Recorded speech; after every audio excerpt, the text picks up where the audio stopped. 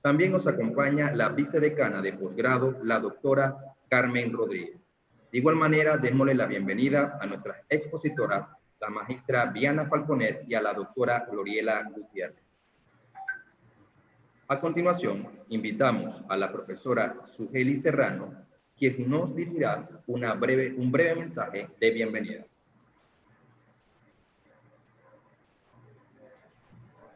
Sí, muy buenas tardes. Sean bienvenidos todos a esta gran actividad donde tenemos unas excelentes expositoras, decana Diana Falconet, la doctora Gloriela Gutiérrez, decana Carmen Rodríguez. Para nosotros es un grato honor tenerlas en esta tarde donde es una tarde llena de experiencia, donde van a tratar un tema muy significativo, que es la modificabilidad cognitiva y discapacidad intelectual. Gracias, profesor José Hurtado, por ser el moderador de esta importante actividad. Le doy las gracias al grupo de estudiantes que ha organizado en conjunto con la licenciada Linet, enlace de investigación de UTELA Chiriquí, y reciban un cordial saludo para cada uno de ustedes y deseos de éxito en esta actividad académica. Saludos. Gracias, profesora Sugeli, por sus palabras. Por parte del decanato de posgrado le damos la palabra a la vicedecana, la doctora Carmen Rodríguez. Muy buenas tardes, gracias José. Con gran satisfacción me dirijo a ustedes en este día para compartir unas palabras de cálida bienvenida a esta conferencia virtual denominada Modificabilidad Cognitiva y Discapacidad Intelectual, en la voz de grandes personalidades de nuestra Universidad Especializada de las Américas, y que sin lugar a dudas nos darán una tarde de grandes aprendizajes en esta temática de suma importancia para nuestra academia. En nombre de nuestro señor rector, el doctor Juan Bosco Bernal, nuestro decano de posgrado, el magíster Arturo Rivera, y el mío propio, queremos agradecer especialmente a la magíster Sugeli Serrano, directora de la Extensión Universitaria en Chiriquí, por apoyar estas iniciativas de los posgrados bajo su dirección. Muy especialmente a nuestro enlace de posgrado, a la magíster Linet Cedeño, por la gran labor que viene realizando como parte activa en este decanato.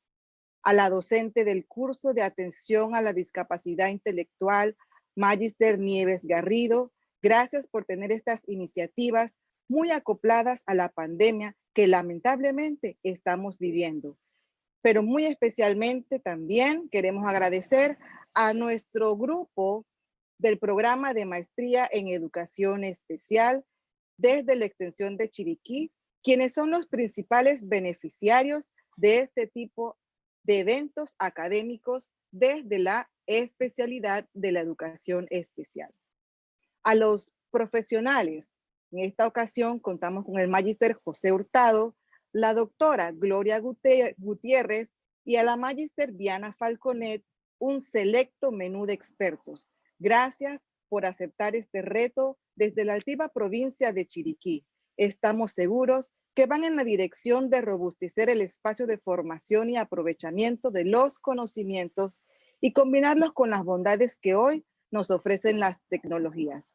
Son precisamente personas como ustedes, con esa admirable y sana vocación, por la loable labor que desempeñan de ir en búsqueda de mejorar las condiciones y oportunidades de educación, que el decanato de posgrado se fortalece. Gracias por compartir sus experiencias con nuestra comunidad udelista desde los posgrados y al público en general, a quienes le agradecemos su participación en este evento. Reiteramos nuestro agradecimiento por estar con nosotros y formarnos en estos temas de suma importancia. Gracias a todos. Muchísimas gracias, doctora Carmen Rodríguez, por su compañía en este gran evento. En este momento vamos a conocer la hoja de vida de nuestra primera expositora. Ella es la doctora Gloriela Gutiérrez. Su formación académica: doctorado en educación con especialización en andragogía de la Universidad Interamericana de Educación a Distancia de Panamá. Maestría en docencia superior en la Universidad Autónoma de Chiriquí.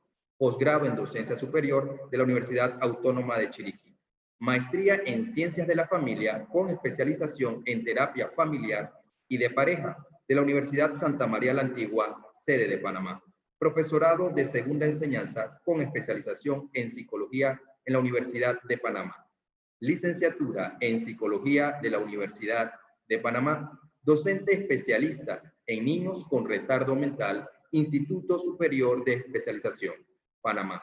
Ha participado en innumerables conferencias, congresos y talleres. Es docente de UDELA hace 25 años y actualmente es la coordinadora de la Clínica de Psicología en la extensión de UDELA Chiriquí. Recibamos en esta tarde a la doctora Gloriela Gutiérrez con la presentación Modificabilidad Cognitiva, objeto de estudio y aplicación.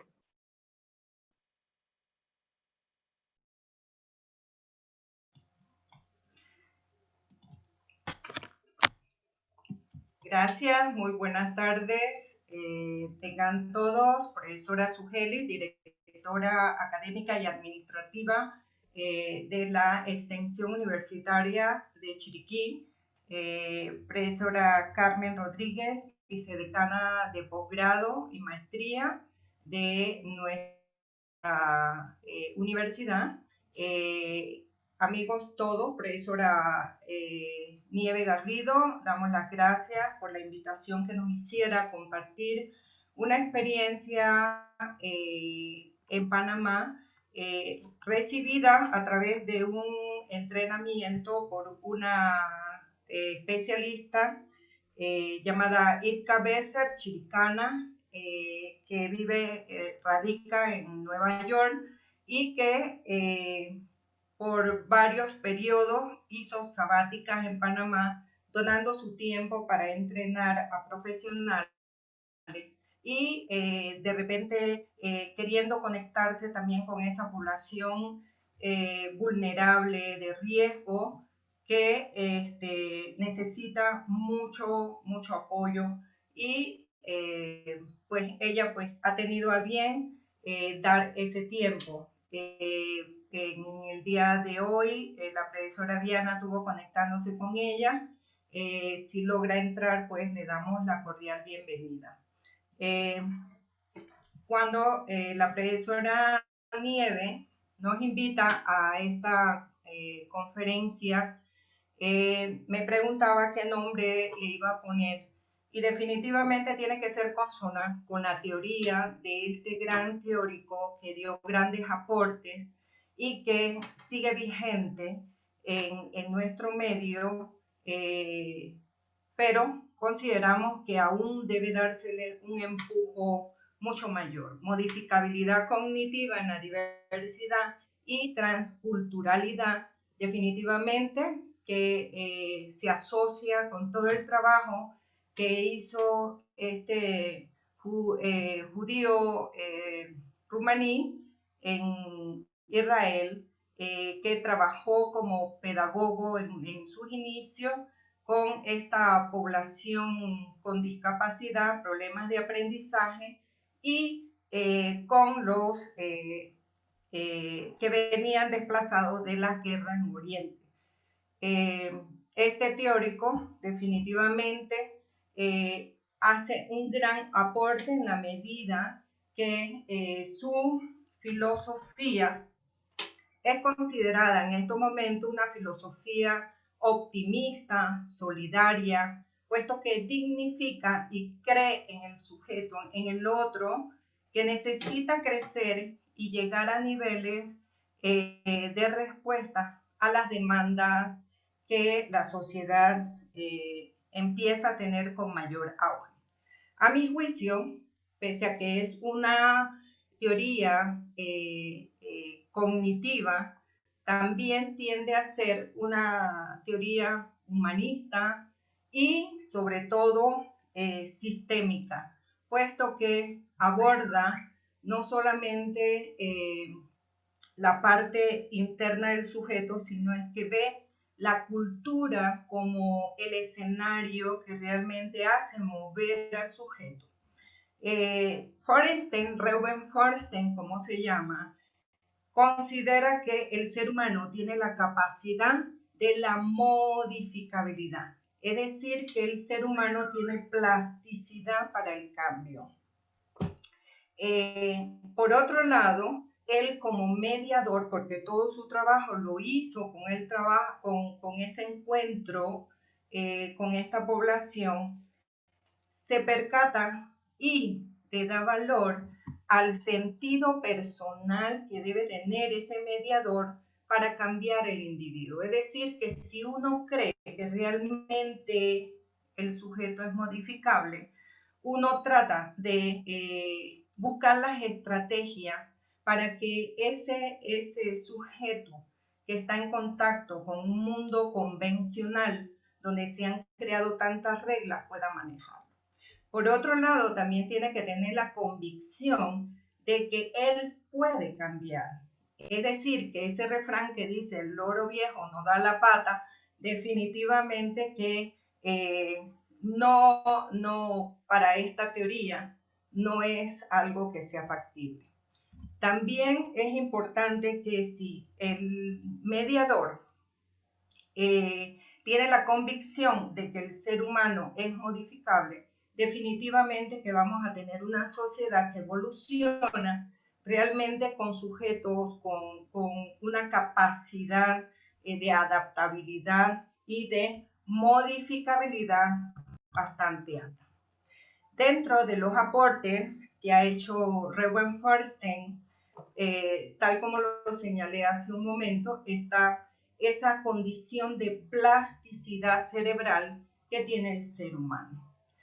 Por tanto, las discapacidades no las podemos ver como algo estático. También uno de los aportes que hace este autor es el reencuadre del concepto de inteligencia.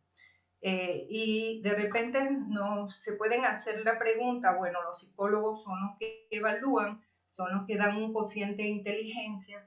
Definitivamente que quienes conocemos esta teoría, todos los resultados, y lo hemos puesto en práctica, definitivamente que los resultados de una evaluación de inteligencia simplemente son tomados para ver dónde se encuentra el sujeto, qué es lo que aprendió anteriormente y hacia dónde tenemos que trabajar para lograr eso que estamos buscando, que es el desarrollo de las operaciones mentales y que realmente podamos decir que él tiene aprendizaje significativo.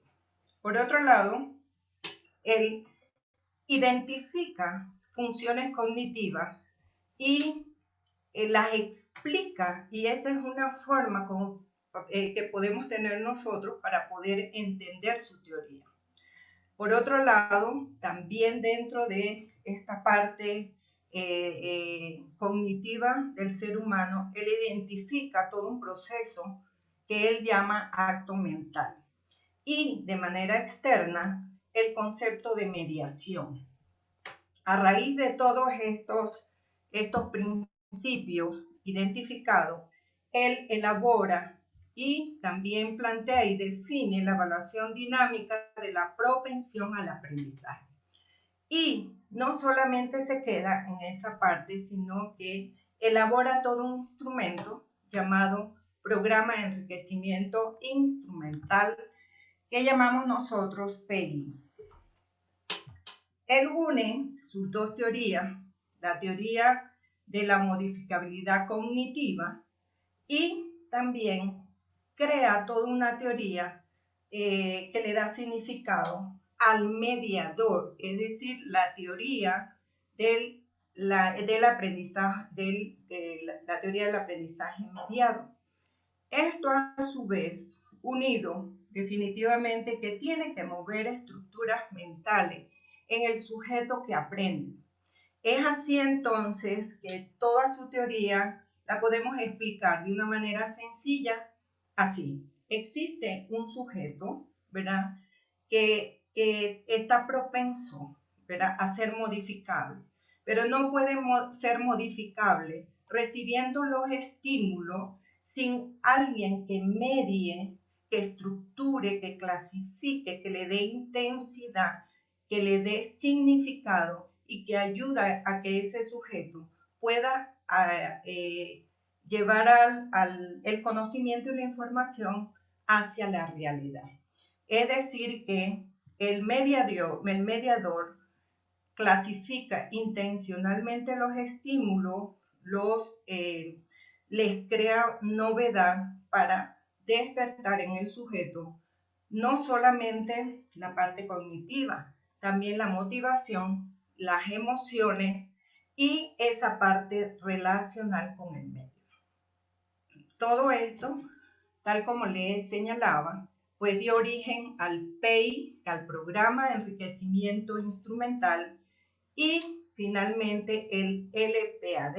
El LPAD es la evaluación que utiliza Feuerstein para ver cómo están las funciones cognitivas del sujeto para poder ayudar. Esto es importante que todos los tengamos claro con respecto a la teoría de Raymond Feuerstein. Su teoría es estructural y es funcional. Para estos efectos, quiero explicar qué es eso de estructural. El ser humano, él pudo identificar que el ser humano tiene una estructura contenida como operaciones mentales. Tenemos la capacidad de codificar, de comparar, clasificar, de transformar la realidad, de hacer esa diferenciación, la identificación de datos, de hecho, llegamos a un razonamiento lógico y algo importante que es el pensamiento divergente. Es muy fácil entrar al pensamiento convergente y ver, por ejemplo, que un X problema solamente tiene una vía. Y quizás el sistema educativo por muchos años nos llevó a eso, o sea, las operaciones matemáticas las realizábamos, pero si no teníamos el mismo resultado, entonces lo teníamos mal. Si hacíamos mal la operación, lo teníamos mal. Es decir, un pensamiento convergente. Sin embargo, el chico se frustraba porque habían otros que encontraban un mismo resultado, pero con mecanismos diferentes. Entonces, ese sujeto tiene mayor plasticidad, un alto índice de modificabilidad cognitiva porque tiene un pensamiento divergente. Por otro lado, todo lo que encontró este señor también era la capacidad de la inferencia de lógica, el análisis, la síntesis y la proyección de relaciones virtuales. ¿Qué significa esto? Que todos tenemos la capacidad de poder inferir, ¿verdad? Hacer inferencia de hechos que no vemos. En este sentido, si el sujeto tiene una baja modificabilidad, tiene un pobre escenario de estimulación donde padres, amigos, abuelos o el maestro no le brinda las posibilidades para desarrollar estas operaciones mentales, definitivamente que el nivel de adaptabilidad y el nivel de modificabilidad es muy bajo. Por otro lado, nos vamos a la parte funcional de la teoría. Entonces, ¿qué es lo que va a ayudar a que estas operaciones mentales puedan desarrollarse? Entonces, él plantea lo que es la experiencia de aprendizaje mediado. Esa parte funcional implica, ¿verdad? Una parte interna y una externa. La externa la hace y la propicia el mediador. La interna ya entonces señala la parte estructural que tiene todo ser humano, una fase de input, de entrada de información, una fase de elaboración y una fase de output. En la experiencia mediada, entonces, tenemos que hay una exposición directa del organismo al estímulo, ¿verdad? Pero mediado por un sujeto que le ha organizado de una manera muy sistemática toda la información. Quiere decir que esa información no se da a la ligera ni es discrecional.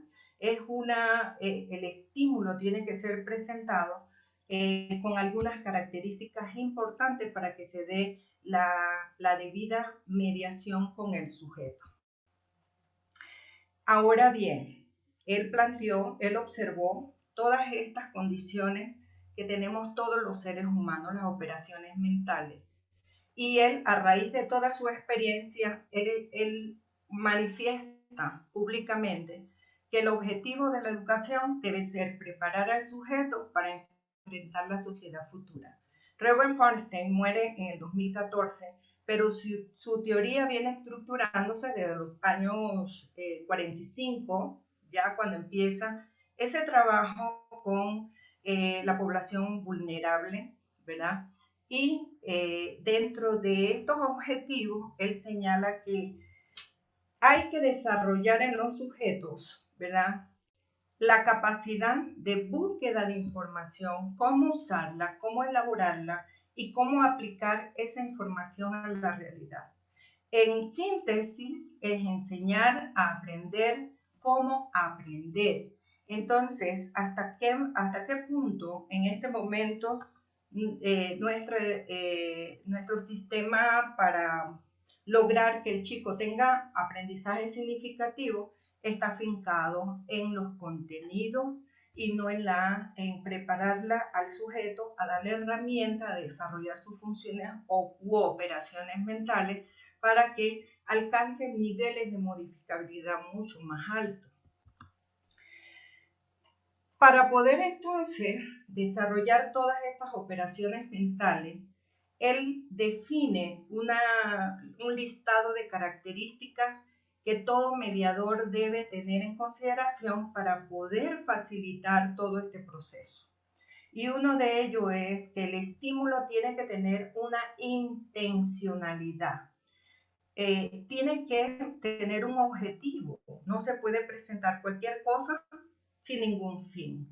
En el momento en que haya intencionalidad, podemos despertar en el sujeto motivación y entonces puede haber todo un proceso de reciprocidad con el sujeto que estudia, que está en este momento buscando soluciones a los problemas.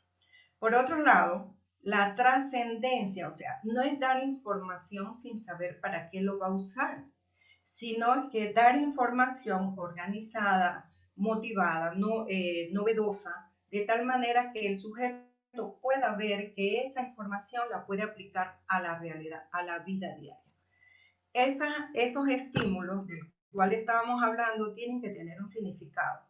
Esto despierta un sentimiento de competencia y en realidad lo que hemos aplicado uno u otro documento de los instrumentos de Bernstein, vemos cómo despierta el sentido de competencia del sujeto. Y por otro lado, llega a la autorregulación del comportamiento, el control de la ira, de la frustración. También hemos podido ver esto que él plantea, la conducta de compartir cuando se trabajan estos instrumentos en grupo, puesto que se hacen solidarios, muy empáticos para que el resto de los compañeros puedan salir adelante. Quiere decir entonces que esta mediación llega a producir un cambio estructural, el optimismo, y algo muy importante que siempre procuramos inspirar y desarrollar los psicólogos es que el ser humano debe alcanzar la individualización y la diferenciación psicológica. O sea, nadie puede ser extensión de nadie. Entonces, a través de todo el trabajo que él realiza, llega a potenciar lo que es el valor real que pueda sentir esa persona frente a los desafíos, frente a las tareas que realiza. Y por otro lado, a pesar que algunas personas, algunos niños identifican sus capacidades, puede ser que se conciba como una persona muy inteligente, pero a la hora de planificar, a la hora de organizar una tarea, no lo puede hacer, ¿verdad? Entonces quiere decir que hay algo allí que de repente no ha modificado, ¿no? No ha podido elevar, ¿verdad?, a otros niveles que le permita dar la respuesta adecuada. Y finalmente, el otro aspecto característico del aprendizaje mediado es la adaptación, ese mecanismo para poderse adaptar a las situaciones, independientemente de cuál sea. Entonces, el rol del mediador primero empieza en el mismo, en poder cambiar las actitudes y también cambiar sus creencias, porque si yo no estoy convencida de que yo puedo mover con todos los recursos que tengan a mi alcance y con el conocimiento y la experiencia, entonces pues no puedo hacer nada con las personas que están alrededor mío, en este caso, en ese escenario educativo. Todas las acciones que debe dirigir este mediador van a ser para transformar, y no solamente la parte cognitiva como manifesté, sino la parte conductual, la parte motivacional y la parte emocional. Por eso decía que yo considero que es una teoría sistémica. El mediador tiene que tener bien claro para qué está seleccionando, por qué tiene que filtrar la información. La información se filtra en función de las áreas cognitivas deficientes que tiene el estudiante. Y esto tiene que presentarse de manera ordenada, lógica, coherente. Ordenada, ¿por qué? Porque tiene que ir de lo simple a lo complejo. Les hablé hace un momento del programa de enriquecimiento instrumental, el PEI. El PEI consta de 14 instrumentos, alrededor de 500 páginas, y está clasificado de acuerdo al grado de competencias y habilidades que debe tener el sujeto. Les puse de manera mucho más grande el primer instrumento, que es un momento, déjame pensar, que es organización de puntos. Ustedes ven que no existe palabra alguna, y este programa ayuda también a desarrollar la parte lingüística, porque a veces no nos percatamos cuánto lenguaje puede tener el niño. Pues aquí uno se percata de todo el bagaje que tiene el niño ya en su repertorio, y lo hace sentir competente, porque generalmente un niño puede sentir que no sabe nada. Todos tienen una figura que dice que es un niño con un lápiz pensando. Pues a partir de estas figuras se empieza a trabajar con el niño y o con el sujeto, porque también se utiliza con adultos, y se les lleva para que ellos internalicen esto. O sea, un momento, déjame pensar antes de actuar, ¿no? Se aplica desde los 8 años en sesiones individuales o sesiones grupales, a razón de dos sesiones por día, por semana. Y como les decía, está clasificado por etapas. Pero ¿para qué se trabaja todo esto? Como bien lo hemos dicho anteriormente, para corregir esas funciones que desde el inicio les estuve presentando, para que ellos logren adquirir conceptos básicos que no necesariamente están en los cuadernos o los libros de estudio, para aumentar la motivación intrínseca tan necesaria para poder emprender y autorrealizarse, para favorecer el pensamiento divergente y sobre todo para desarrollar el aprendizaje constructivo. A esto me refería, o sea, los 14 cuadernillos vienen organizados o están organizados en su aplicabilidad en 3 niveles, ¿no? Un primer nivel donde realmente se desarrollan habilidades básicas para el pensamiento. Un nivel 2 donde ya el niño debe adquirir el vocabulario y la lectura, y un nivel 3 que requiere de un buen nivel de comprensión lectora. ¿Esto qué quiere decir? Fíjense que va de lo simple a lo complejo. Y esto nos deja grandes signos de interrogación, porque a veces en nuestro sistema educativo, no puedo hablar por el resto, pero en nuestro sistema educativo, a veces se va forzando al niño a que él tenga que leer o que pase a un nivel mucho más alto, un 5º grado, un 6º grado, pero ni siquiera ha sido alfabetizado. Entonces nunca se le ha identificado dónde estuvieron las áreas deficientes para poderlo ayudar.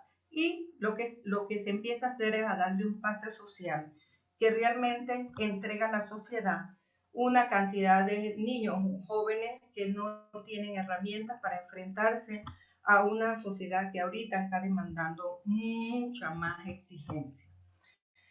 ¿Dónde se ha aplicado el programa? Ya el programa inició con Foresten, con niños con problemas de necesidades especiales, problemas de aprendizaje, y después con desplazados en las guerras.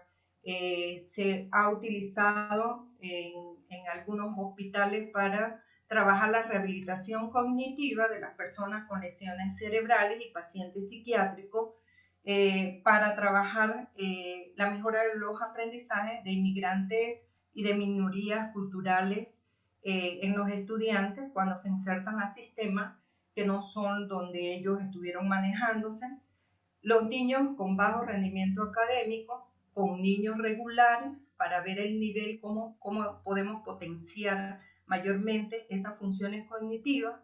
Y ya se está empleando a nivel militar, a nivel de las industrias, a nivel de las empresas, y pues a nivel clínico, los psicólogos que ya tienen el entrenamiento. Bien, entonces, si Foresten no creía en un puntaje de una prueba psicológica, porque él sustentaba dentro de su teoría que la inteligencia no es un punto donde se tiene que llegar, es un proceso, es dinámico. El ser humano tiene plasticidad.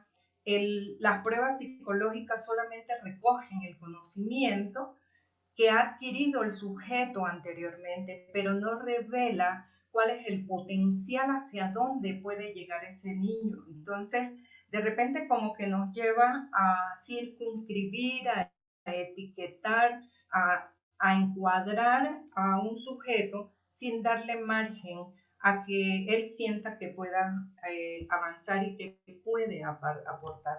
De hecho, su nieto tenía síndrome de Down y él pues aplicaba toda su teoría a ayudarle. Bien, desde el 2000 que recibimos la capacitación con Itka Besser en el IPE, en Panamá, empezamos a aplicarlo primero en nosotros mismos, y definitivamente, tal como lo dice Foresten, tiene que empezar con uno, con esa creencia de que te está moviendo estructuras mentales a ti.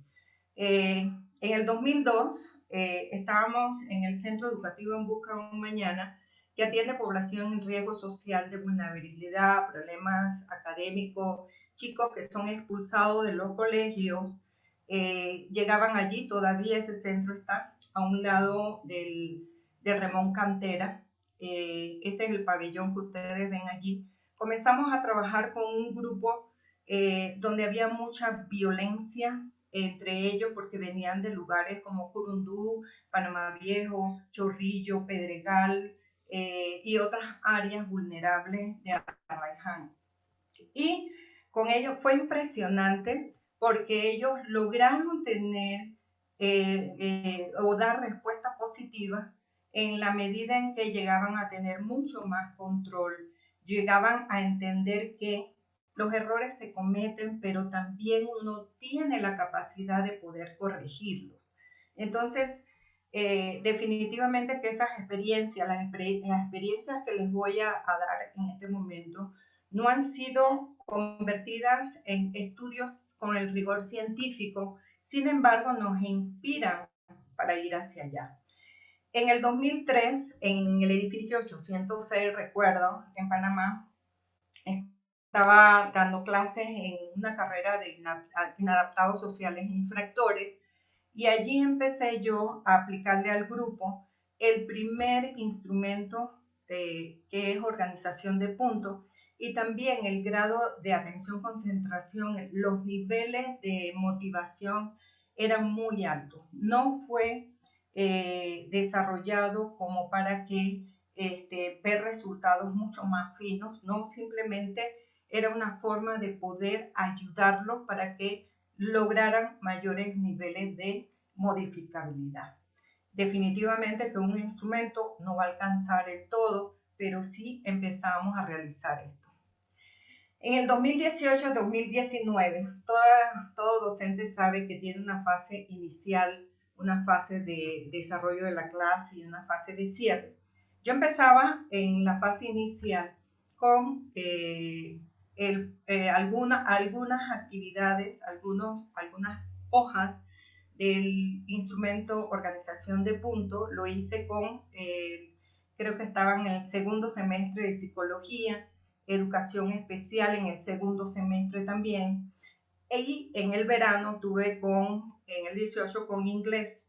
Hay algo importante también que quiero señalar aquí y que abre un camino hacia la investigación. Y yo encontré en estas pequeñas experiencias que existe una asociación entre la modificabilidad y el aprendizaje del inglés, porque estos chicos de inglés lograban tener altos niveles de motivación, lograban tener altos niveles de concentración y un nivel bajo de errores al trabajar con el instrumento. Entonces, eso abre una inquietud hacia la investigación. En el 2019,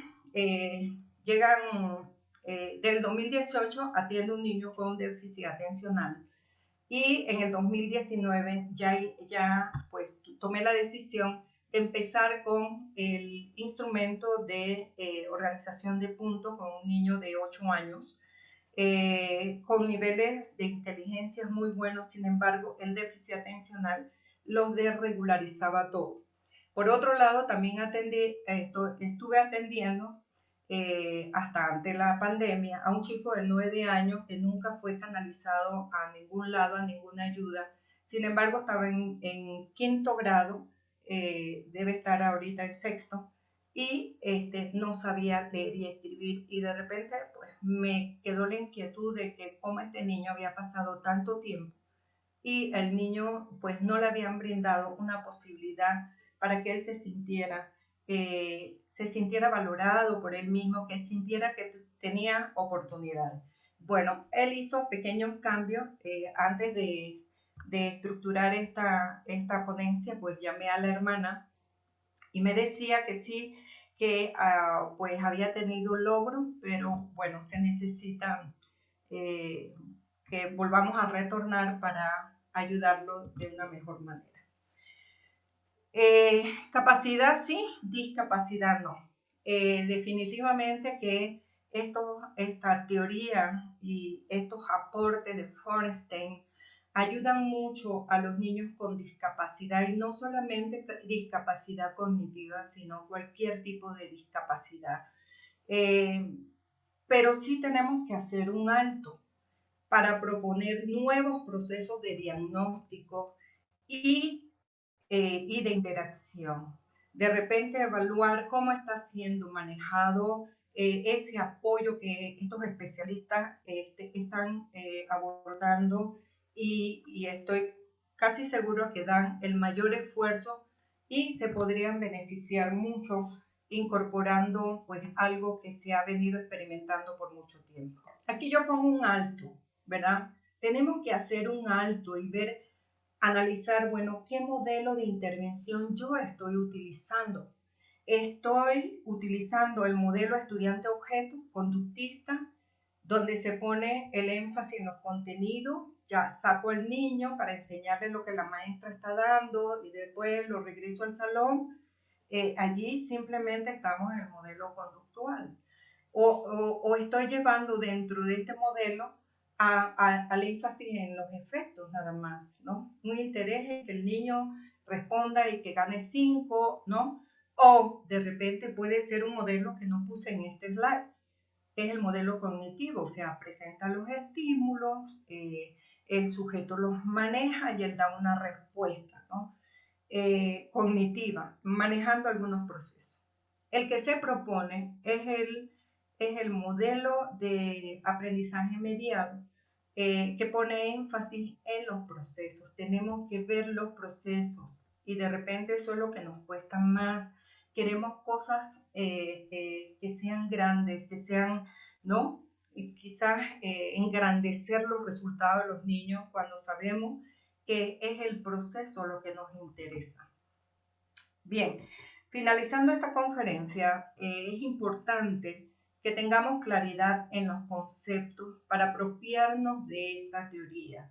No es lo mismo interaccionar que mediar. Yo puedo estar interactuando con el sujeto que aprende, pero no estoy mediando porque no tengo nada que ofrecerle de manera organizada, intencional, en función de sus propias capacidades. Por otro lado, no es lo mismo modificar una conducta a la modificabilidad. Cuando hablamos de modificar una conducta, significa dirigirnos hacia algo particular, o el niño que propicia el desorden, o el niño que no quiere estudiar, o el niño grosero, o el niño, no, ahí simplemente se modifica la conducta que en un momento dado el profesor, el maestro, el psicólogo quiere cambiar. Pero la modificabilidad significa irse a mover las estructuras. Por otro lado, no es lo mismo un acto incidental a algo intencional. Toda la propuesta de Feinstein es intencional, no es incidental, no se da un escenario donde tengo que sacar al niño, llevarlo o ayudarlo, no, tiene intención y para eso hay que llevar todo un proceso que hay que aprender.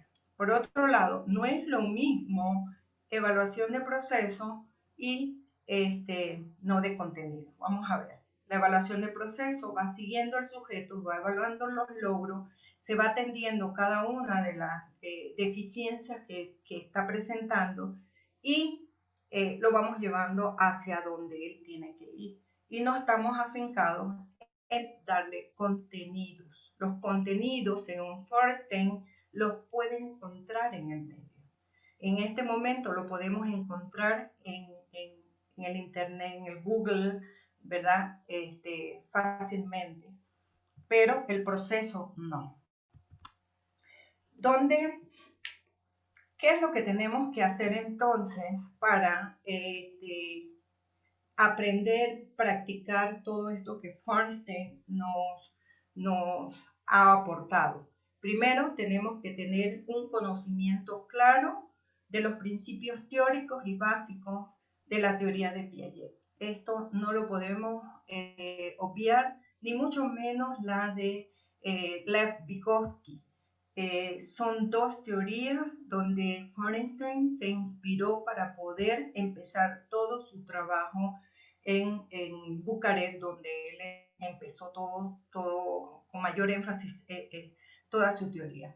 Por otro lado, tenemos también que tener dominio sobre la teoría de procesamiento de la información y de la metacognición, porque a la larga todos los 14 instrumentos llevan al sujeto a conocer cómo es que él está conociendo, y eso es interesante, es importante. Después que ya tenemos todo este repertorio, entonces tenemos que irnos a entrenar en la teoría de la modificabilidad estructural cognitiva y luego conocer el PEI. Es importante, Itka Besser, ella se fue a entrenar al Instituto de Feinstein en Israel y está certificada. En este caso, las dos expositoras ahorita, y hay un grupo bastante significativo que se entrenaron también, no podemos entrenar a nadie, simplemente podemos aplicarlo para fines didácticos, nada más, y poder ayudar a algunos niños, pero no podemos prostituir en un momento dado su programa porque no estamos certificados para hacerlo. Y con esto pues agradecemos pues la atención que ustedes nos han brindado y pues un saludo cordial a Itka Besser en el momento en que reciba de sus alumnas todo este conocimiento que ella pues a bien tuvo darnos. Muchas gracias.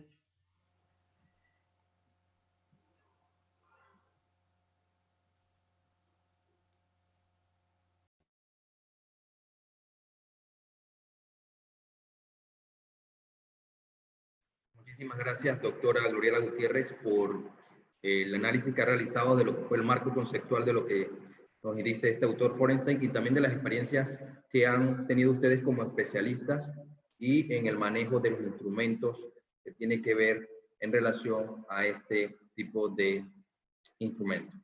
A continuación, vamos a tener la presentación de la profesora Viana Falconet, a continuación su hoja de vida. Docente integral de educación especial con especialización en estimulación precoz, retardo mental, visión, audición, voz y lenguaje en ICE. Profesora de segunda enseñanza con especialización en psicología de la Universidad de Panamá, licenciada en psicología de la Universidad de Panamá, maestría en psicología escolar de la Universidad de Panamá, especialista en docencia superior en UNIEPA, especialización en entornos virtuales de aprendizaje, Universidad de Panamá y Virtual Educa. Expositora en múltiples conferencias, talleres y congresos. Cuenta con 20 años de experiencia como docente en la UDELAS. Con ustedes, la magistra Viana Falconet.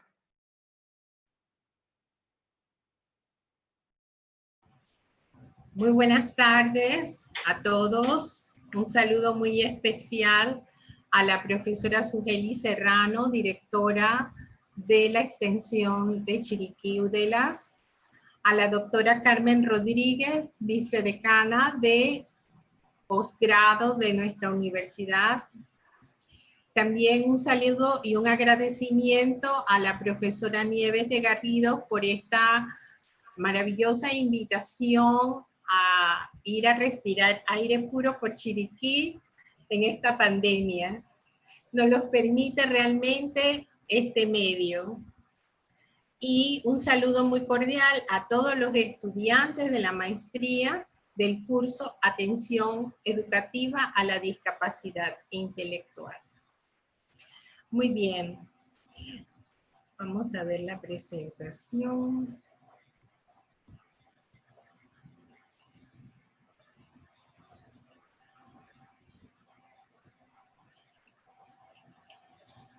Oops.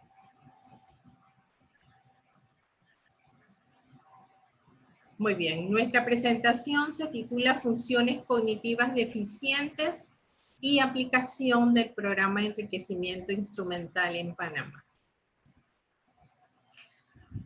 Cuando hablamos de funciones cognitivas y siguiendo la teoría de la modificabilidad estructural cognitiva, nosotros sabemos que las funciones cognitivas son prerequisitos básicos para la inteligencia, que nos van a ayudar a interiorizar la información que nos permite autorregulación. Y esta interiorización es básica para el aprendizaje, la adaptación y el desarrollo de la inteligencia.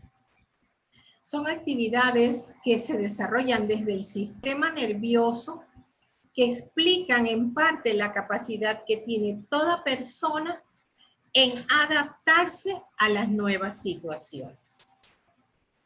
Se refiere pues a la cantidad y calidad de los datos acumulados por el individuo antes de enfrentarse a la solución de un problema. Forenstein nos habla a nosotros de disfunciones, o sea, funciones cognitivas deficientes. ¿Y por qué? Porque si no existe una metodología adecuada, no existe la experiencia de aprendizaje mediado, el niño va a presentar muchas disfunciones. Y pocas veces nos preguntamos, siempre decimos, es el niño el que no puede, es el niño el que no hace, es el niño el que no quiere aprender. ¿Cuántas veces nos preguntamos si cada uno de nosotros tenemos todas las características que debe tener un buen mediador, como nos los explicó puntualmente la doctora Gutiérrez?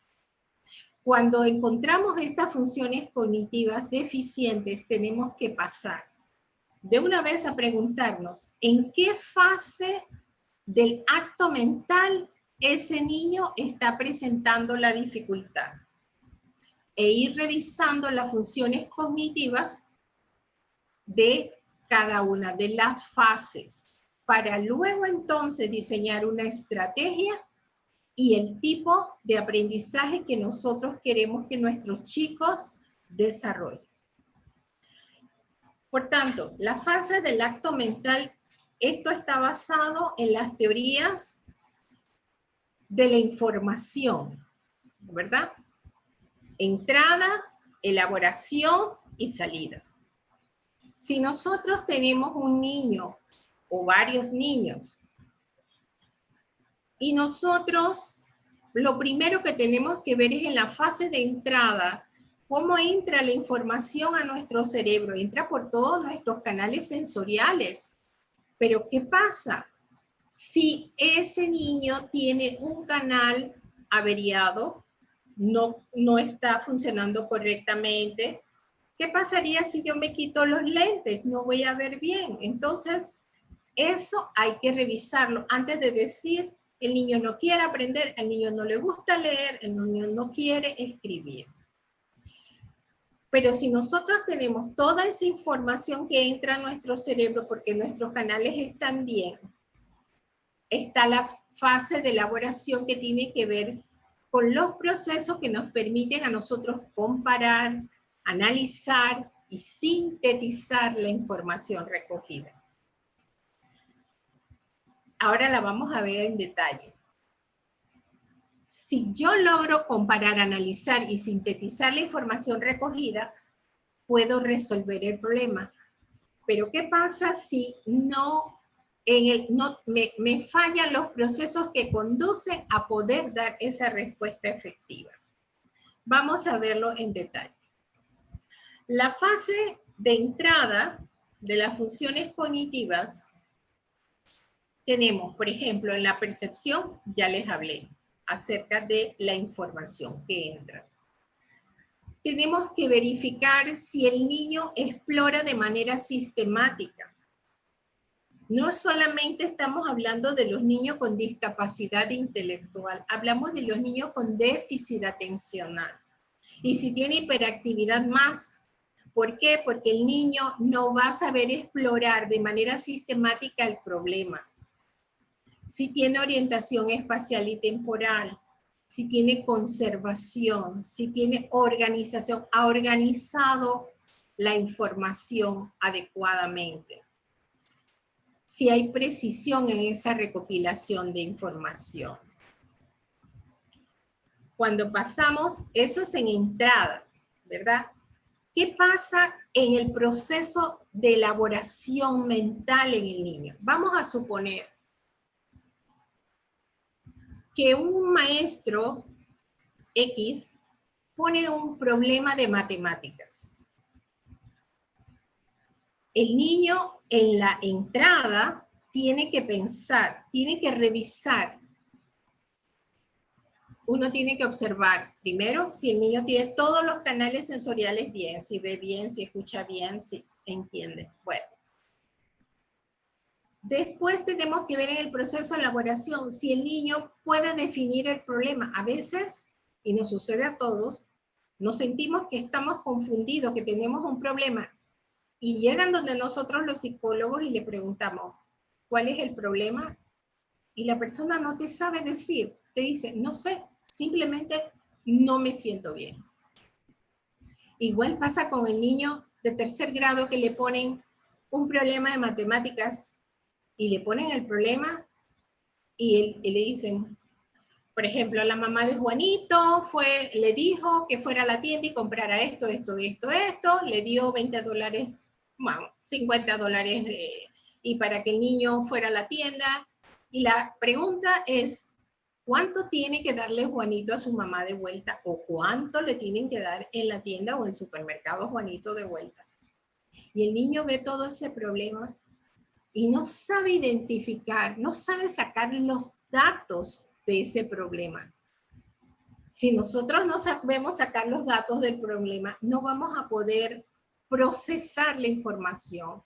mal vamos a poder nosotros interiorizar, planificar una conducta, decir, bueno, pero sí, imagínense un niño en esta fase de elaboración, el niño, por ejemplo, la mamá le dijo, cómprate detergente líquido y también me traes un cepillo para restregar la ropa.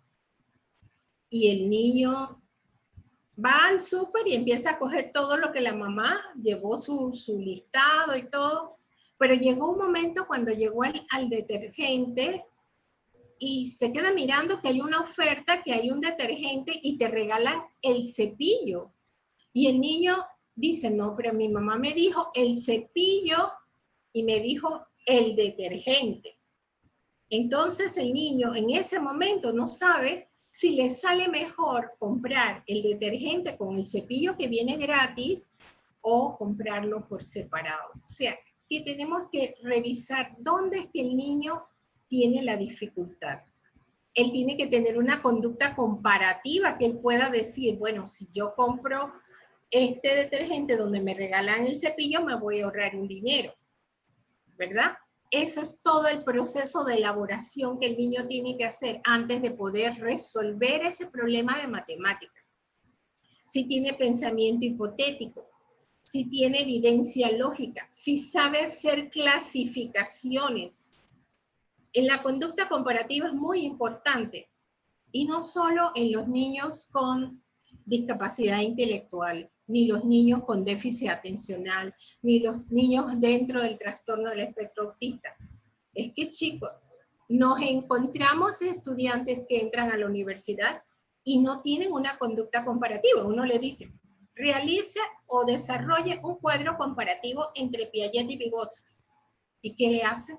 Le ponen todo lo que hizo Piaget y todo lo que hizo Vygotsky. Eso no es un cuadro comparativo.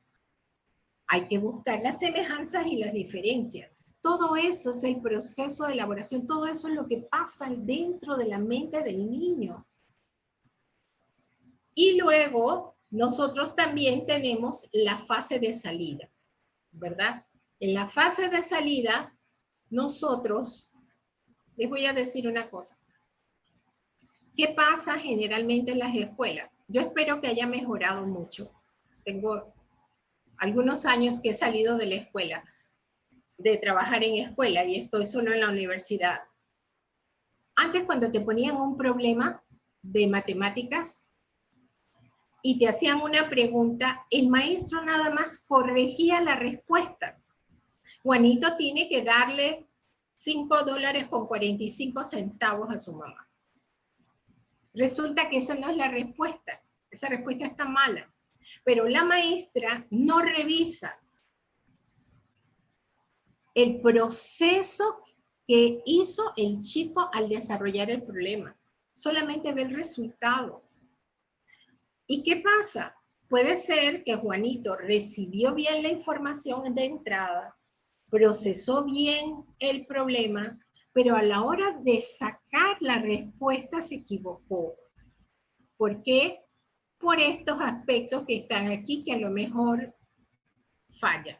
Tenemos que ver si tiene una comunicación explícita. A veces los niños, hay que ver en qué edad tiene el niño, si el niño tiene una comunicación egocéntrica o si realmente él tiene la capacidad de responder, si tiene un buen vocabulario, un léxico. A mí se me puede olvidar una palabra en este momento y yo busco rápidamente un sinónimo. Pero si el niño no lo maneja, no va a poder responder adecuadamente. Generalmente los niños nos pueden dar una respuesta por ensayo y error a la hora de la salida, por salir del paso. ¿Qué pasa con los niños con déficit atencional e hiperactividad? Uno le dice, haz una pregunta y antes de que tú termines de hacer la pregunta, el niño está levantando la mano. Y tú le dices, a ver, dime, y te dice cualquier cosa. Esa es una conducta impulsiva. No tiene precisión en la respuesta. No tiene ese momento que decía Gloriela, un alto, un momento, déjame pensar, sino que quiere responder y salir adelante. no tiene un control, un autocontrol.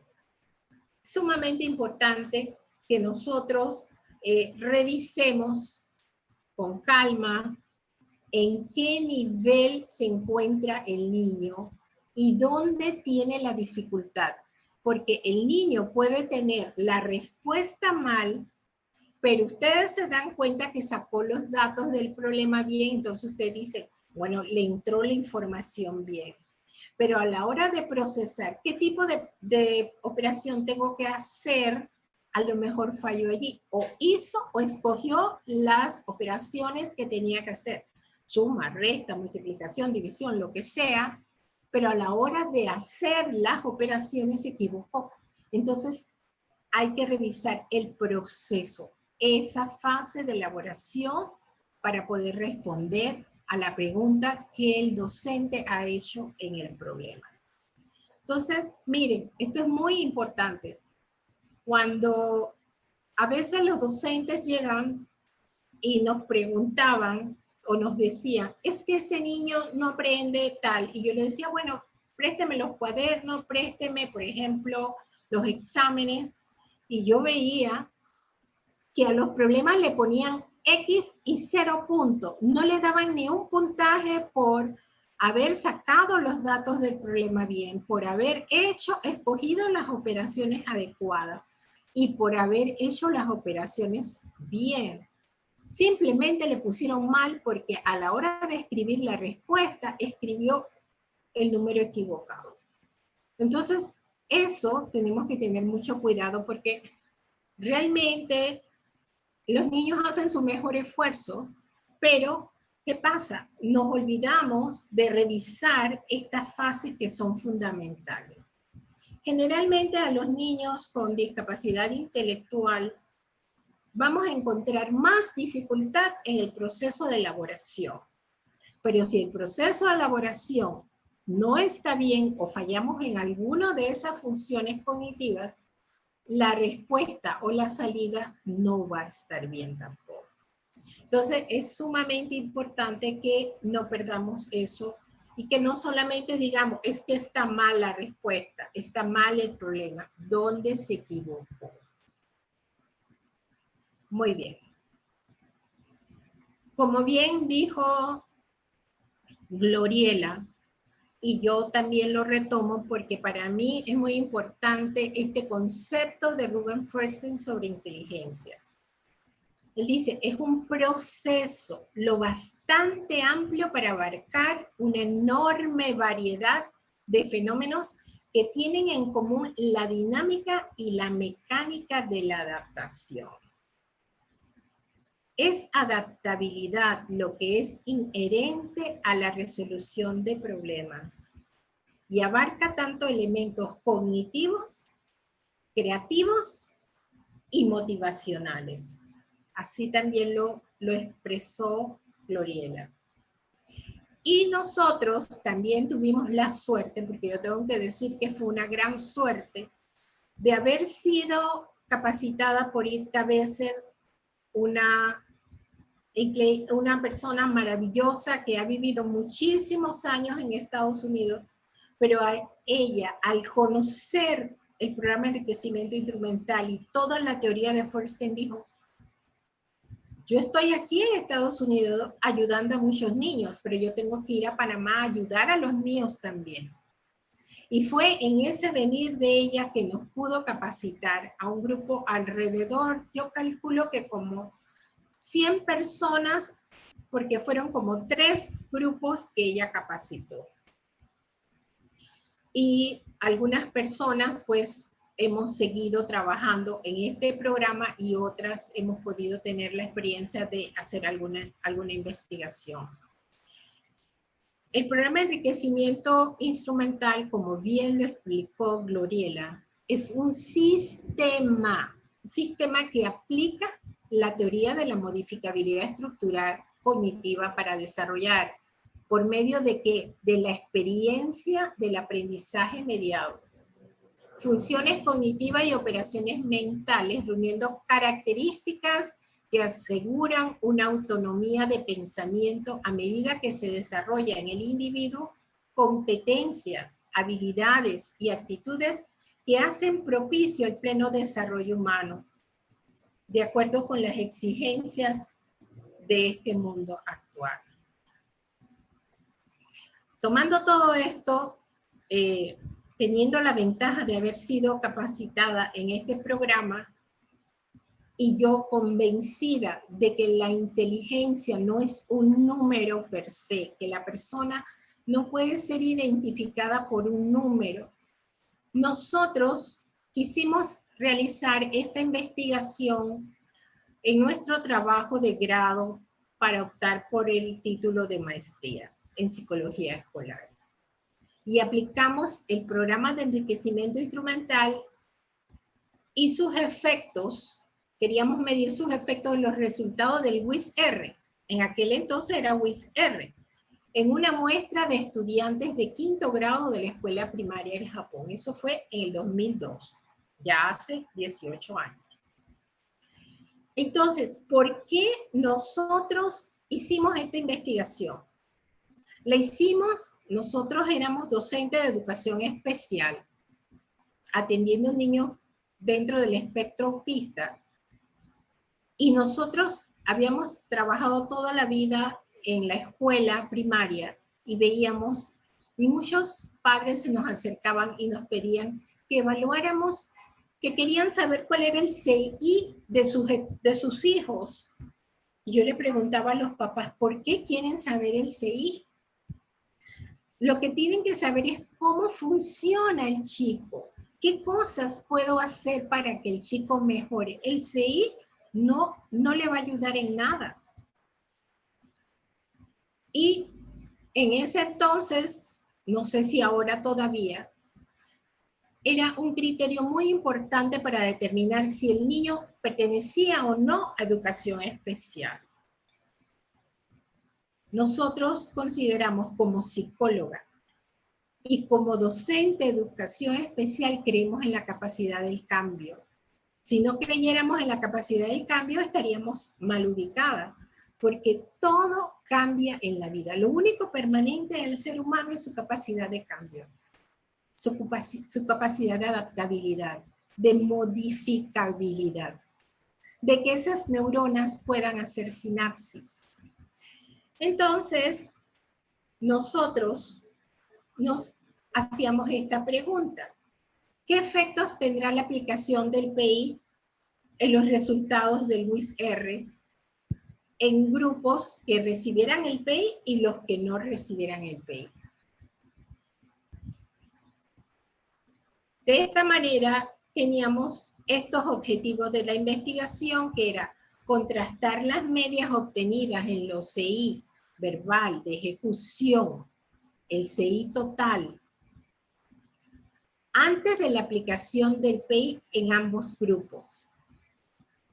Como segunda acción, teníamos que aplicar el PI y finalmente comparar los resultados de los grupos control y experimental en relación a la variable que estábamos trabajando. Nuestra investigación fue experimental en diseño de prueba, de preprueba, postprueba en un grupo control y experimental, donde nuestra variable independiente era el programa de enriquecimiento instrumental y la variable dependiente los resultados que los chicos obtuvieran en el WIS-R. Nuestra muestra consistió, nosotros tomamos como población total todos los niños de 5º grado de esa escuela, pero nos interesaban aquellos niños que evidenciaban un alto riesgo al fracaso en matemáticas y español. De eso sacamos los 10 que más marcaban ese riesgo. Y de allí escogimos el grupo control y el grupo experimental. ¿Cuáles eran las características que tenían estos niños de 5º grado en esta escuela según sus padres? Miren, qué interesante. Miren las características que los padres describieron en sus hijos, dice, dificultad para concentrarse en las tareas. Pónganse a pensar si ustedes conocen a algún niño que tenga esas características. Se frustra con facilidad, no le gusta estudiar, no es organizado, no termina lo que empieza, le cuesta aprender, son distraídos, no cuidan sus útiles ni su uniforme, son inquietos, hablan y actúan sin pensar. ¿Alguien conoce a uno parecido a eso? Yo conocí bastantes niños, y no necesariamente eran niños con discapacidad intelectual. También le pusimos un cuestionario a los maestros. ¿Y qué dijeron los maestros? Los maestros nos decían esto. Mire el porcentaje a la izquierda. Ellos decían que eran niños sin liderazgo, con atención dispersa, irresponsable, desorganizado. Bueno, todo lo que se le podía ocurrir, los niños eso lo tenían. Los 10 niños lo tenían.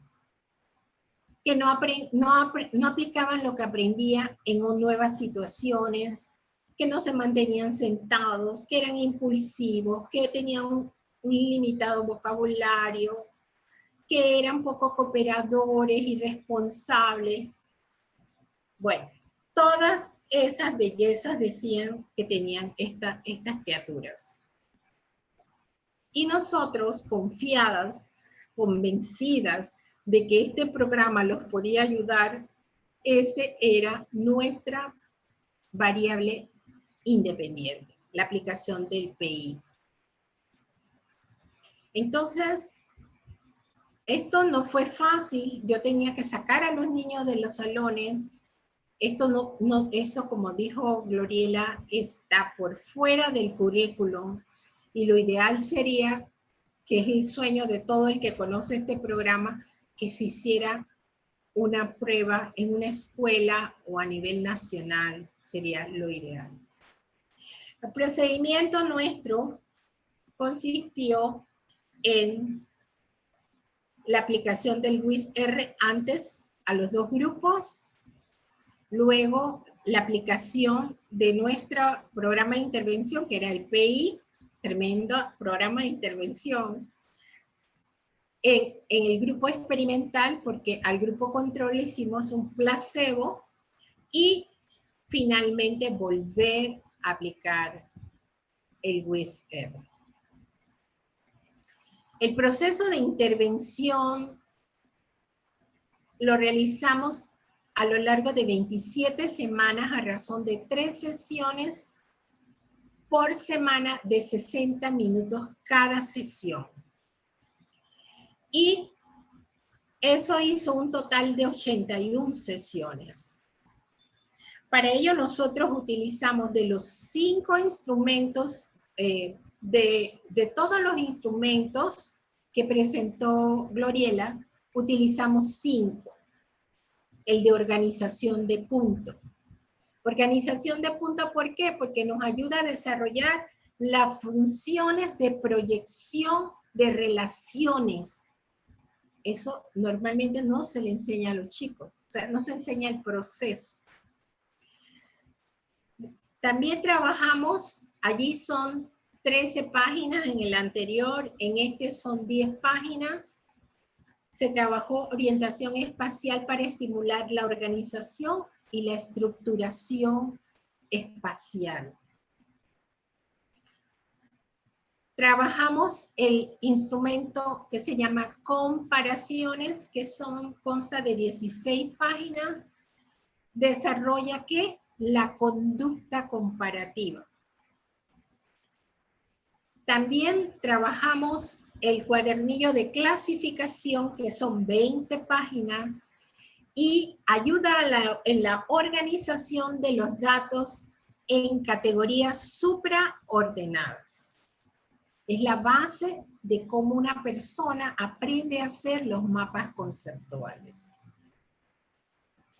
Y por último, un instrumento que les gustó muchísimo a los chicos porque son como caricaturas, que se llama ilustraciones. Son 20 páginas de este instrumento Y la idea es que se le presenta diversidad de situaciones que van a exigir de él una serie de estrategias para decodificar la información. Si se dan cuenta, si ustedes miran la figura central, ahí se ve a alguien que está pintando, pero que no se dio cuenta que pintó un señor, porque está pintando una cerca y no se dio cuenta, él siguió pintando. Entonces fue muy rico la interacción, la experiencia del aprendizaje mediado fue muy rica. Todos estos trabajos se realizaron solo con lápiz y papel. Pero como lo dijo Gloriela, estos son instrumentos que tienen derechos de autor. No se pueden fotocopiar. Nosotros para hacer esta investigación tuvimos que solicitar que nos mandaran los originales y escribir al Instituto de Feuerstein para que ellos nos dieran un permiso como investigación educativa. Porque ellos sí, si uno hace un convenio con ellos o una relación para poder usar los instrumentos en sentido de investigación, se puede usar, siempre y cuando tenga el aval del instituto. Bien. En estas 27 semanas, nosotros obtuvimos los siguientes resultados.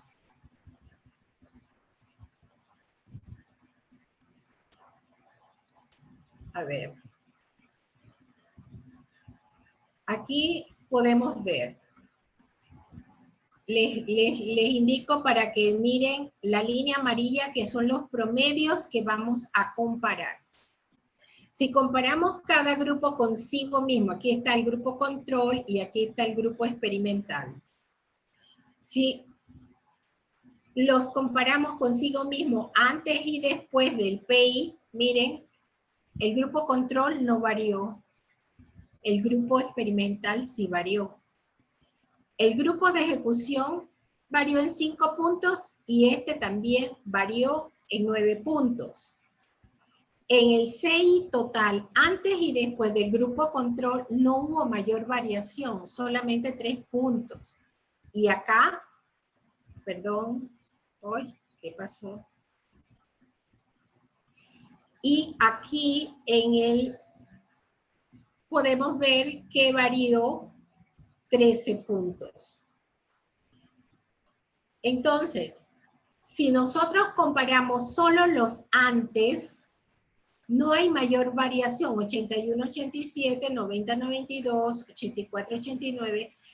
Los dos grupos antes del proceso de intervención partieron de una base, de una línea base muy similar. Pero si comparamos a los grupos después, 81-101, miren. 95-101, 87-102. Eso en cuanto a números.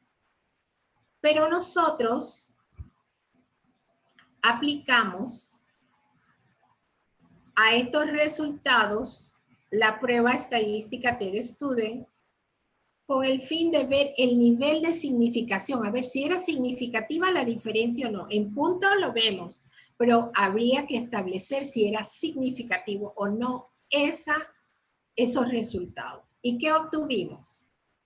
Que al comparar la media del pretest, eso ya se los expliqué, que al comparar los pretest no había diferencia significativa, o sea, estábamos partiendo de una línea base parecida. Pero si comparamos la media antes y después del grupo experimental aquí, ¿qué resultado obtuvimos? Que había diferencia significativa en el CI verbal del grupo experimental y significativa en el CI total del grupo experimental. Si comparamos el post-test del grupo control y experimental, vamos a encontrar diferencia significativa a favor del grupo experimental, en el CI verbal y en el CI total. No encontramos diferencia significativa en el CI de ejecución. Estos resultados nos confirmaron nuestra hipótesis y el mejoramiento de las funciones cognitivas deficientes detectadas en estos estudiantes en la fase diagnóstica de la investigación. El PI fue el instrumento que nos ayudó a mediatizar, a mediar las deficiencias cognitivas que impedían un mejor desempeño en el CI verbal y en el CI total del WIS-R de los estudiantes que formaron parte del grupo experimental. Como conclusión de esta investigación, tenemos la inteligencia no es un producto numérico, sino un proceso que puede variar positiva o negativamente dependiendo de la experiencia del aprendizaje mediado y de una adecuada intervención, estimulando el desarrollo de las estructuras básicas del pensamiento. Antes de cerrar, quiero también compartir con ustedes, para que lo investiguen si quieren. En aquella época, además de mi tesis, estas dos personas fueron también entrenadas por el Cabezzer en diferentes grupos de las que ella entrenó, y la licenciada Sandra Biedman realizó su trabajo para la maestría también, titulado Entrenamiento de Maestro en la enseñanza mediada para niños con déficit e hiperactividad y sus efectos de su aplicación en su rendimiento académico. Esta fue una investigación también en el 2002. Y luego, 2 años después, Gabriela Rodríguez, ahora licenciada en psicología, realizó un trabajo también maravilloso que se titula Efectos del programa Enriquecimiento Instrumental sobre Trastornos del Desarrollo. Hizo un estudio de caso. Este estudio de ella fue muy interesante porque además, tendrían que leerlo, pero además ella tuvo la suerte de contar con un neurólogo que este caso que ella estaba estudiando, que hizo evaluación antes, intervención y evaluación después, también fue evaluado neurológicamente. Y lo que ella encontró es que las ondas cerebrales del niño cambiaron. Entonces, eso es sumamente importante. No solamente sus ondas cerebrales, cambió su conducta, cambió su aprendizaje, cambió su parte emocional. Entonces, cuando nosotros conocemos el programa de enriquecimiento instrumental, decimos, wow, parece la panacea. No, quizás no sea la panacea, pero de todos los instrumentos que yo he trabajado, considero que es un programa completo, porque toma todo, es holístico, es integral, es sistémico, como dice Gloriela. Y todos, ojalá todos pudiéramos trabajarlo, todas las personas que creemos que ese niño que está allí, que es tachado con un diagnóstico o una discapacidad X, no puede, sí puede. Y Forsten en su instituto, como decía Gloriela, ha trabajado mucho, muchas discapacidades, porque él todo esto lo hizo iniciando y motivado también por su nieto con síndrome de Down, que debe estar alrededor de 25 años en este momento, el chico. Y con esto, muchísimas gracias. estamos dispuestos a cualquier pregunta que deseen.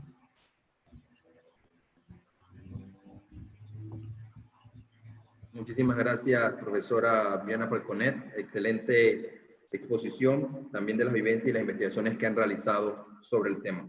Ahora iniciamos lo que son las rondas de preguntas y respuestas. La primera pregunta es para ambas.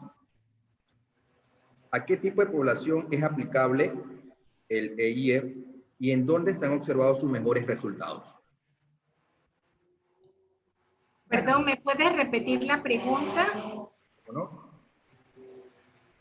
¿A qué tipo de población es aplicable el programa y en dónde se han observado sus mejores resultados? Bien, gracias, José. Excelente pregunta. A mi juicio, y de acuerdo a la experiencia, pues es aplicable para aquellos niños que tienen problemas emocionales, afectivos, aquellos casos que están inmersos en la violencia, en el maltrato o en otras condiciones muy difíciles.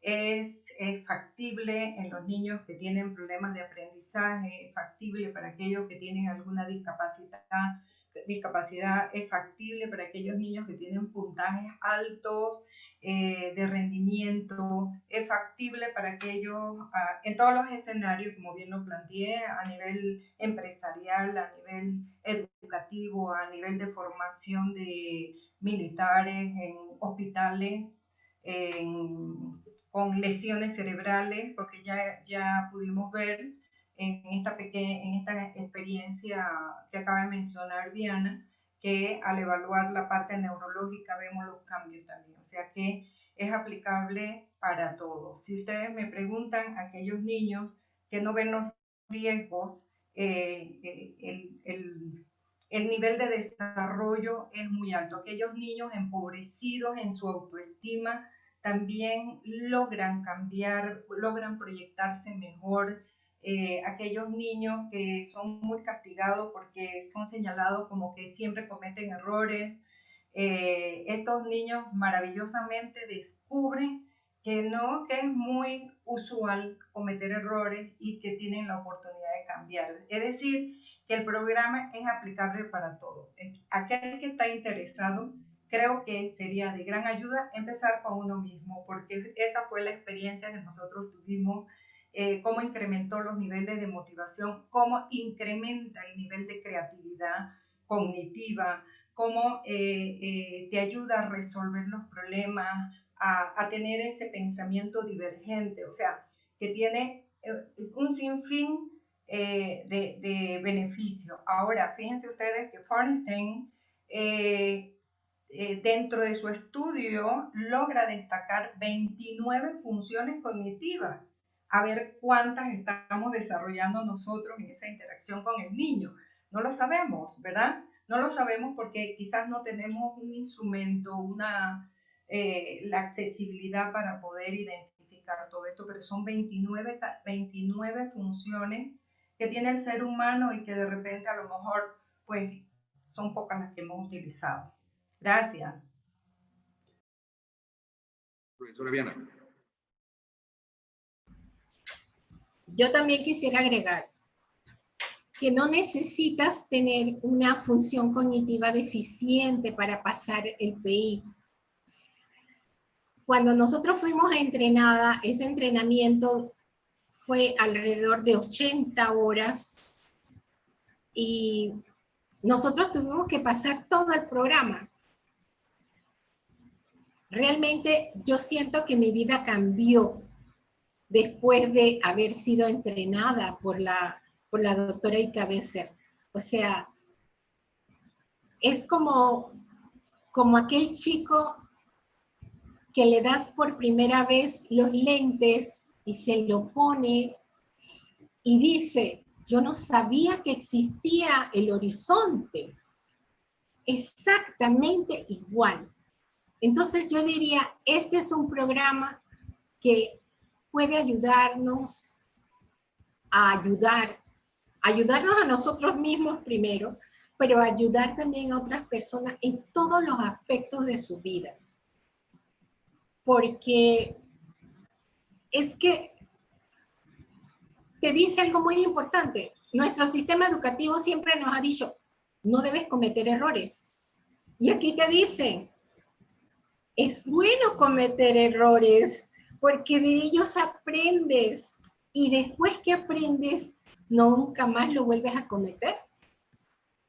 Entonces, ¿cómo crea esa capacidad también entre los niños? Porque yo tuve la experiencia, yo trabajé con los niños en grupo de 5, y cómo ellos aprenden a ser mediadores entre ellos, a ser solidarios, a ser colaboradores, pero no le dicen la respuesta, como yo tampoco le decía la respuesta a ellos. Entonces, cuando tú ves esa cosa tan linda que tú dices, wow, están desarrollando la capacidad de ser mediadores entre ellos. Y le decían, tú puedes, mira, observa bien. No puedes mirar la página. Entonces, cuando uno mira eso, cuando uno ve toda la riqueza, yo les leí las características que los docentes y los padres de familia decían de cómo eran esos niños. Esos niños después, las maestras, que no me lo querían prestar para que vinieran a tomar el programa, después las maestras me decían, oye, ¿qué es lo que tú le estás haciendo allí a los niños? Que los niños han cambiado. Ya la directora me decía, ya ni van por la dirección, porque todos los días estaban metidos en la dirección y no necesariamente a saludar a la directora, porque la maestra no lo aguantaba, no los aguantaba, entonces los mandaba a la dirección. Pues sí que son tantos aspectos los que enriquece este programa, pero realmente a veces yo me sentía un poco mal con las colegas porque me decían, pero tú ¿por qué no me prestas para fotocopiar esas páginas? Yo le decía, no, porque me van a meter presa. Yo no puedo fotocopiar esas páginas tienen autoría, hay que respetarlas. Es la mediación. No es que no se puedan prestar las páginas, pero no va a funcionar igual. Tienen que ser entrenados, o sea, esa es como una escuelita. Y realmente yo he tenido la experiencia de aplicarlo con jóvenes adultos, e incluso con adultos mayores, ayuda muchísimo también. Yo se lo ponía a mi mamá para ejercitarla y eso también ayuda. Entonces, ¿con quién no se puede usar? Se puede usar con mucha gente. Gracias. Podemos decir que existe una diversidad de población por la cual podemos obtener también muy buenos resultados en relación a este programa. Y la otra pregunta va en esa línea, ya que la profesora Gloriela en su momento también nos hablaba un poquito del marco conceptual de lo que es el programa. Podríamos hacerle que es la experiencia de aprendizaje mediado un modelo pedagógico, podríamos decirlo.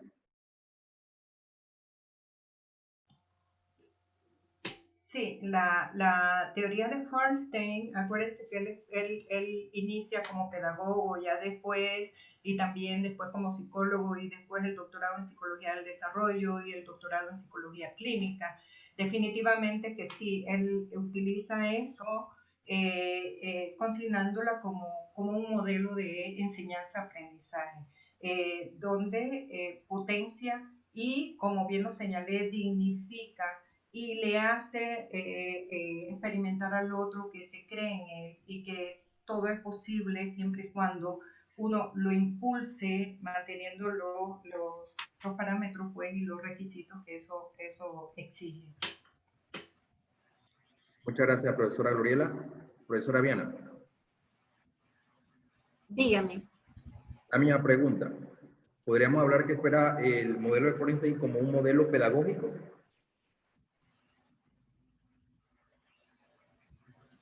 Bueno, la teoría de la modificabilidad en realidad es una teoría que recoge de nuestros grandes autores cognitivos, Vygotsky, Piaget, de Brunner, de Ausubel, de Rey. La ventaja que tuvo Feinstein es que él tiene un instituto en Jerusalén donde él pudo reunir a los más grandes autores cognitivos de la época. Y ellos estaban tratando, o sea, nosotros estamos enseñándole, como quien dice, la punta del iceberg de lo que ese instituto produce.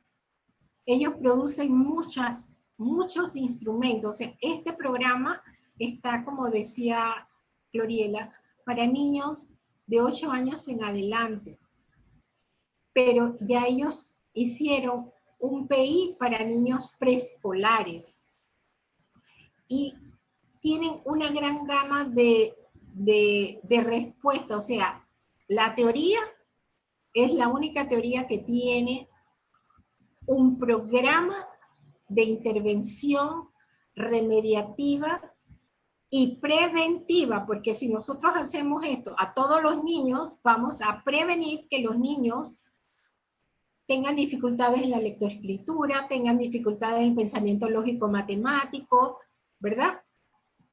Y además de todo esto, tiene su propia evaluación, que es el LPAD, que es la evaluación dinámica del potencial de aprendizaje. Y esto es sumamente importante para todos los que trabajamos en educación, porque recibimos a un niño, vamos a suponer en el mes de marzo, con unas características, pero a final de año, en diciembre, debemos entregar ese niño crecido, debemos entregar ese niño más completo, pero con ganas de seguir creciendo. Y este programa sería una herramienta, es una herramienta de trabajo que puede prevenir el sufrimiento de niños, padres y maestros. No sé si te respondí la pregunta. Muy bien, profesora Falconet. La otra pregunta que tenemos es, ¿de qué manera el enriquecimiento instrumental favorece o propicia el aprendizaje significativo? Porque con el entrenamiento que reciben los estudiantes y con la investigación que ustedes realizan, podemos ver y comparar los resultados. Entonces, ¿podríamos decir que realmente propicia un aprendizaje significativo? Bueno, sí, definitivamente que sí. Acuérdense que el papel del mediador no es interaccionar, lleva sus propios requisitos, o sea, que él pueda evaluar, él pueda clasificar la información que va a manejar con el chico en función de su condición que presenta a nivel cognitivo, o dónde están las deficiencias, si tiene bajo nivel de modificabilidad. O sea, el mediador tiene que organizar todo un escenario que le permita al sujeto llegar a aprendizaje significativo, ¿no? No interaccionar, mediar, pero mediar de una manera coherente, mediar de una manera novedosa, que active la motivación, que active la atención, concentración, que active el pensamiento lógico y que active los otros niveles superiores a nivel cognitivo, ¿no? Así es que definitivamente que sí va a haber aprendizaje significativo y va a haber un crecimiento a nivel emocional y a nivel relacional del sujeto que aprende. Profesora Viana. Muy bien. Definitivamente que sí promueve el aprendizaje significativo, porque el chico, lo que se le presenta a través del programa son problemas que él tiene que resolver, y él al resolverlo, lo resuelve con significado. Él tiene que desarrollar todas esas funciones cognitivas de comparación, de ver dónde son semejantes, dónde son diferentes, por qué esto se parece y por qué este no. Es que es aprender a encontrar la razón por la cual aprender a aprender. Y también encontrar la razón de por qué tenemos que desaprender lo que hemos aprendido mal para aprender aquello que nos sirve para la vida.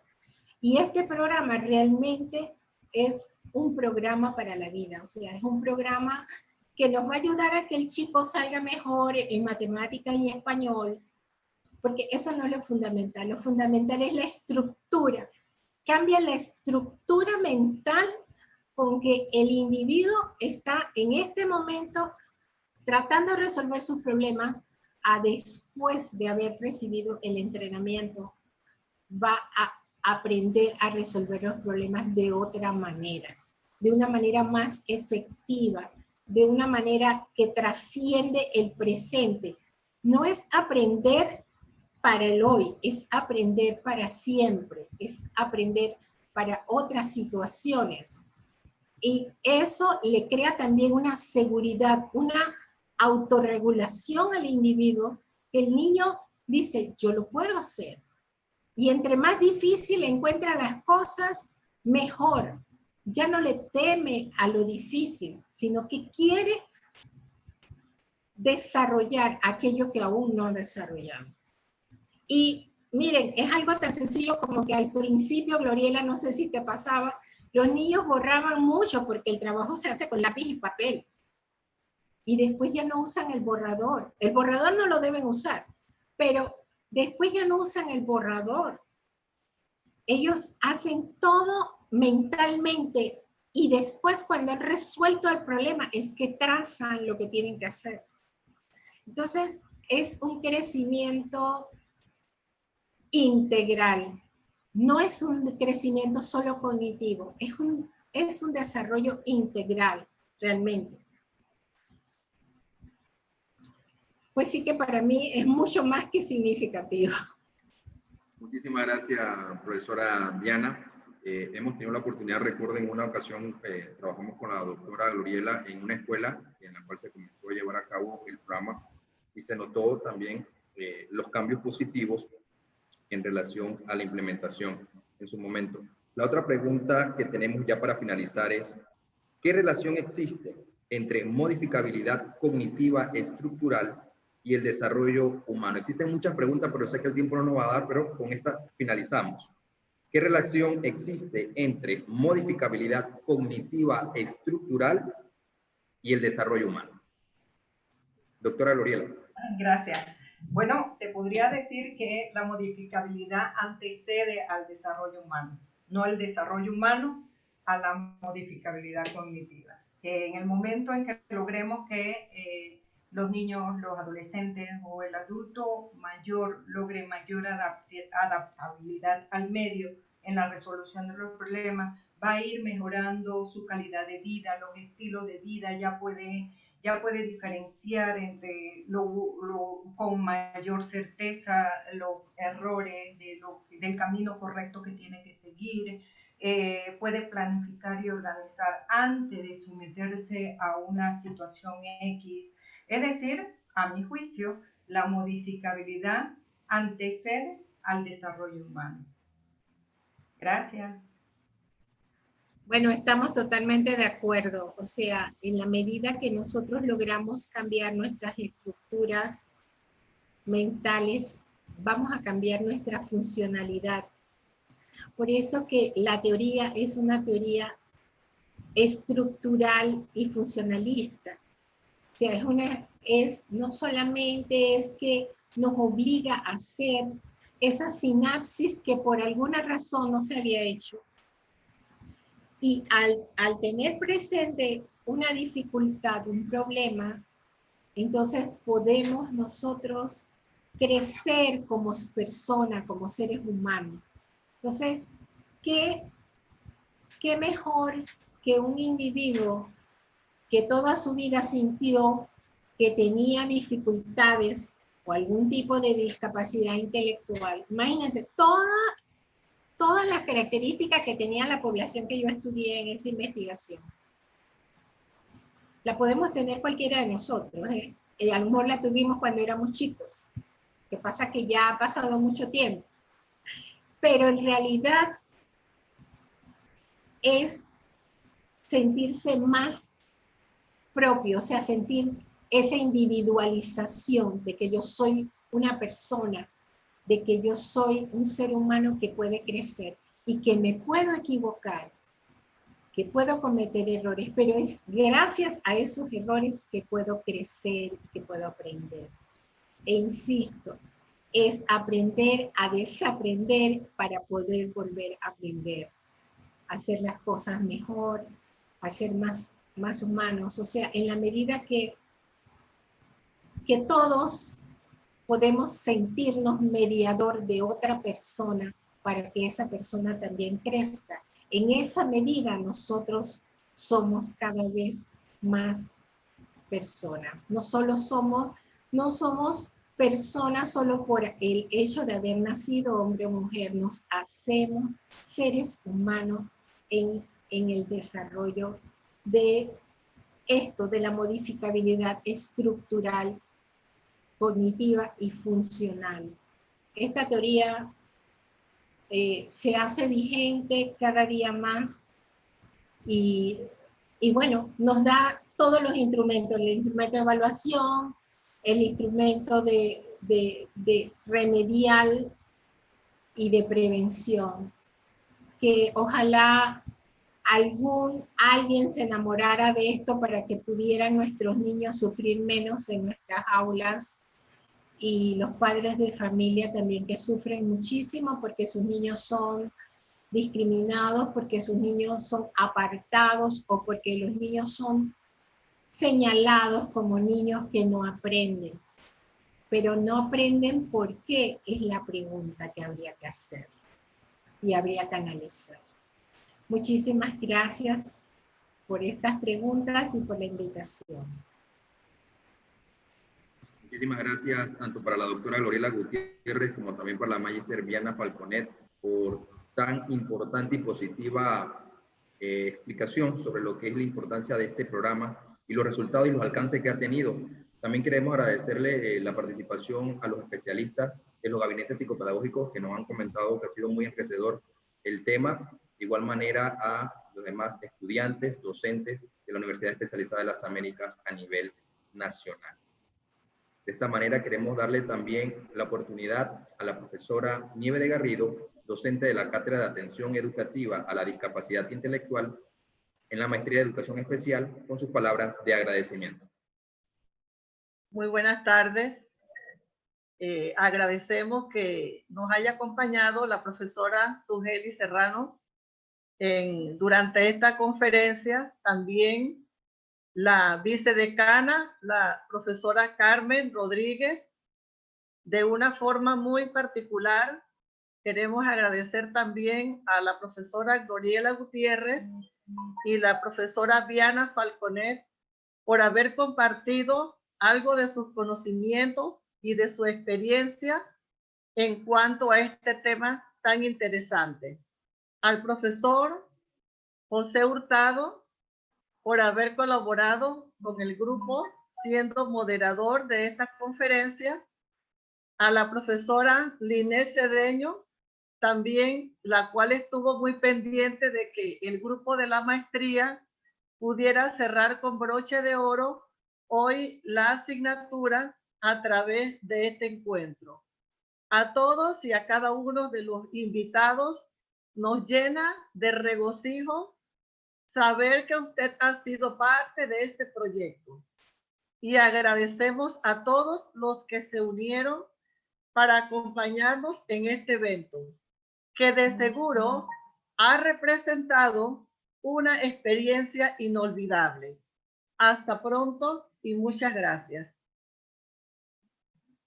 De esta manera damos por finalizada la conferencia Modificabilidad Cognitiva y Discapacidad Intelectual a cargo de la doctora Gloriela Gutiérrez y de la profesora Viana Falconet. Que tengan todos una excelente tarde. Gracias. Muchas gracias, saludos a todos. Gracias, profesor. Gracias. Muchas gracias y saludos. Felicidades.